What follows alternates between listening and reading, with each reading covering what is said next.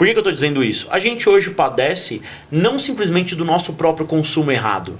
A gente está colhendo frutos de impactos negativos que foram plantados há 100, 200 anos atrás, inclusive. A gente tem prejuízos ambientais no Brasil. Você olha para o Rio Tietê, por exemplo. O Rio Tietê não foi poluído em 2020. Não foi em 2010. Verdade. Então você tem um processo de 50, 60 anos de poluição constante. Fala, você poderia ter feito isso no pré-natal. Você conseguiria ter identificado isso. Ela fala assim, como que vai fazer pré-natal? Se eu vou para a UBS, eu deixo meus filhos com quem? Com que dinheiro que eu vou para a UBS, que eu não tenho?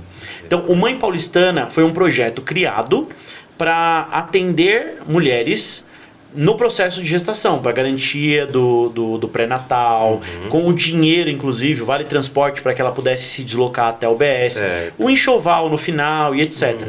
Saiu um dado, se eu não me engano, esse ano ou no ano passado, de que esse projeto, que era um projeto de lei, depois foi absorvido pela cidade, virou política pública, foi absorvido pelo governo do estado de São Paulo, virou política pública no estado. Sim. Saiu um dado no ano passado que, assim, essas intervenções que a prefeitura e o governo fizeram por conta de investir mais no pré-natal, investir mais no cuidado da gestante, do bebê, do acompanhamento, reduziu a mortalidade infantil no estado de São Paulo. Óbvio, não anula a responsabilidade. E outra, uma vez que você se depara com a situação, você tem que intervir. Sim. Você tem que agir para ou estancar aquele problema, ou resolver, ou principalmente minimizá-lo de alguma forma. Então a gente, quando você não consegue resolver a situação, você tem que implantar coisa. Mas é a questão de prioridade. A gente está falando de Brasil, a gente está falando de mundo. Que nem sempre é prioridade. Às vezes a prioridade é manter a coisa funcionando. Sabe, a gente com conta de casa fala, não, isso aqui eu consigo deixar, mês que vem eu vejo. Aí quando você vai ver, fala assim, nossa, já deixei do mês passado para esse mês. Sim. E tem coisa que não dá, tem que ser de imediato.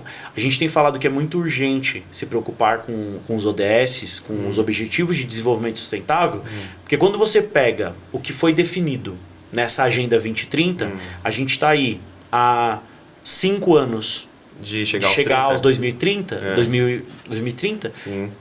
com metas que estão não só defasadas, como não foram superadas, como medidas que, se a gente falar que em 5 anos elas não vão ser resolvidas. Então a gente já sabe que, tipo assim, vai chegar 2030 sem ter cumprido uma série de metas que foram elaboradas. Mas isso tem a ver com o NEL e com o Saltério?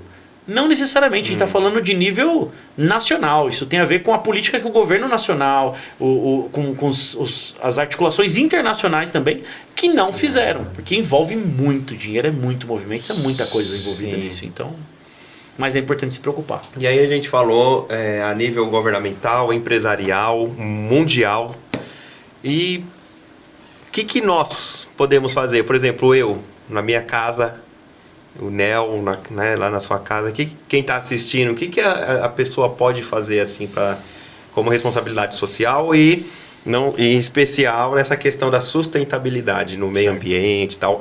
Até porque, como eu tinha até colocado aqui, é uma ordem que foi dada ao ser humano lá no Éden. Mandato cultural, né? Então, Deus já tinha dado essa ordem lá no Éden. Então, como que nós podemos... Parece coisa de criança, porque a gente aprende isso na infância, mas no detalhe, tipo assim, o fato de você separar o lixo, isso já é alguma coisa que repercute.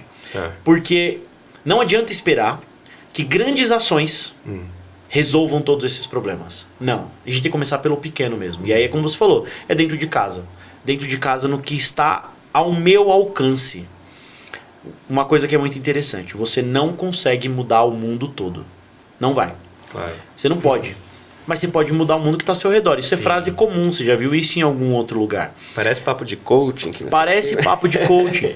Só que quando você se depara com uma realidade, tanto em sustentabilidade, vulnerabilidade, social, seja ela qual for. Eu falava isso para minha equipe de maneira regular. Falava para elas assim, a gente não pode fazer tudo.